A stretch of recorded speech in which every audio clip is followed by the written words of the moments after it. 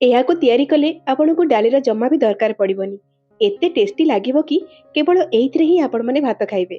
ଆଉ ଏଇ ଶୀତ ଦିନରେ ଆପଣଙ୍କୁ ଥଣ୍ଡା ବା ସର୍ଦ୍ଦି ଲାଗିଯାଇଛି, ପାଟିକୁ କିଛି ରୁଚୁନି ଖାଇବା ପାଇଁ, ଗରମା ଗରମ ଗୋଟିଏ ଗିନା ଏଇଥିରୁ ଖାଲି ପିଇବେ, ଦେଖିବେ ଆପଣଙ୍କୁ କେତେ ଉପଶମ ମିଳିବ। ଅତି କମ୍ ସମୟରେ ଘରେ ଥିବା କିଛିଟା ସାମଗ୍ରୀରେ ତିଆରି ଏହି ରେସିପି ଆପଣଙ୍କୁ ସବୁଠୁ କମ୍ ଲାଗିବନି।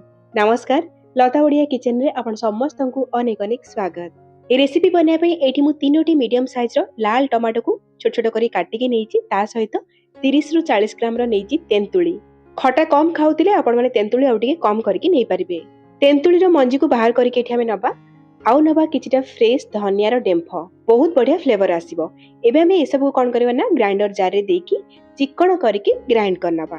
ମୁଁ ଯେତିକି ଟମାଟୋ ନେଇଛି ତା ପାଇଁ 1 ଲିଟର ପାଣିର ବ୍ୟବହାର କରିବି। ତ ପ୍ରଥମେ ଗ୍ରାଇଣ୍ଡର ଜାରରେ ମୁଁ 2 କପ୍ ବା 500 ml ପାଣିକୁ ଦେଇକି ଭଲ ଭାବରେ ଆକୁ ଗୋଳେଇ ନେଉଛେ। ଏମିତି କରିବା ଦ୍ୱାରା ଆମର ଟମାଟୋ ବଟାଟା ଆଉ ଗ୍ରାଇଣ୍ଡର ଜାରରେ ଲାଗିବନି। ଆଉ ଆକୁ କ'ଣ କରିବା ନା ଗୋଟେ ବଡ଼ ଡେକ୍ଚିକୁ ସିଫ୍ଟ କରିନେବା।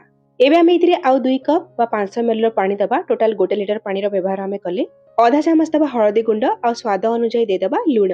ମୁଁ ନେଇଥିବା ତେନ୍ତୁଳିରେ ଲୁଣ ଗୋଳେଇ ହେଇକି ଥିଲା ତ ମୁଁ କମ୍ ଲୁଣ ପକଉଛି। ଏବେ ଆମେ ଅଧା ଛୋଟ ଚାମଚ କାଶ୍ମୀର ରେଡ୍ ଚିଲି ଦେବା। ତା ସହିତ ଅଧା ଛୋଟ ଚାମଚ ପକେଇବା ଗୁଡ଼। ଯେହେତୁ ଖଟା ଜିନିଷ ଅଛି ଟେଷ୍ଟକୁ ବାଲାନ୍ସ କରିବା ପାଇଁ ଗୁଡ଼ ଟିକେ ପକେଇବା।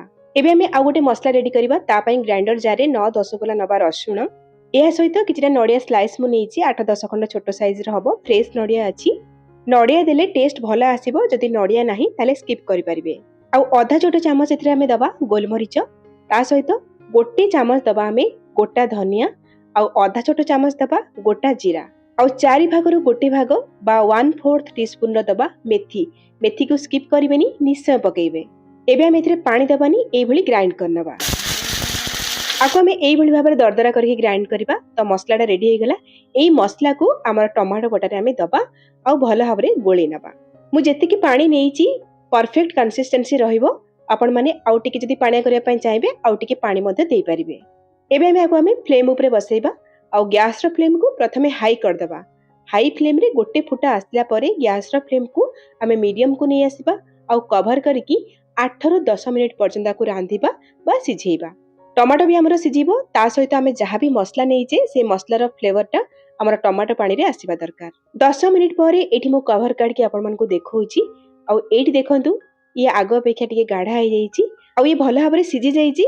ଆଉ ବାସ୍ନା ଗୋଟେ ବହୁତ ବଢ଼ିଆ ଆସୁଛି। ଆଉ କଲର ଦେଖନ୍ତୁ କେତେ ବଢ଼ିଆ ଆସିଯାଇଛି। ଏବେ ଆମେ କ'ଣ କରିବା ନା ଆକୁ ସାଇଡ଼ରେ ରଖିବା। ଯିବା ନେକ୍ସଟ ଷ୍ଟେପକୁ।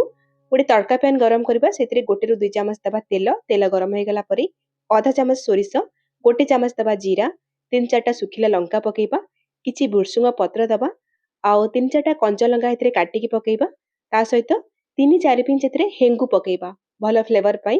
ଆକୁ ଆମେ ଲୋ ମିଡିୟମ ଫ୍ଲେମ୍ରେ କିଛି ସେକେଣ୍ଡ ଭାଜିବା। ଆକୁ ବିଲକୁଲ ବି ପୋଡ଼ିବେନି। ଏ ଗରମା ଗରମ ଫୁଟଣକୁ ନେଇକି ଆମର ଫୁଟୁଥିବା ଟମାଟୋ ରସରେ ମିଶେଇବା ଓ ସାଙ୍ଗେ ସାଙ୍ଗେ କଭର କରିନେବା। ଆଉ 1 ମିନିଟ୍ ପରେ କଭର କାଢ଼ିବା ଆଉ କଟା ହେଇଥିବା କିଛି ଧନିଆ ପତ୍ର ଦେଇକି ଗୋଳେଇବା। ଗ୍ୟାସର ଫ୍ଲେମ୍କୁ ଅଫ୍ କରିବା। ଆର ଟେକ୍ସଚର ଦେଖନ୍ତୁ କେତିକି ଅଛି, ଏତିକି ହିଁ ରଖିବେ, ଆଠୁ ଗାଢ଼ା କରିବେନି।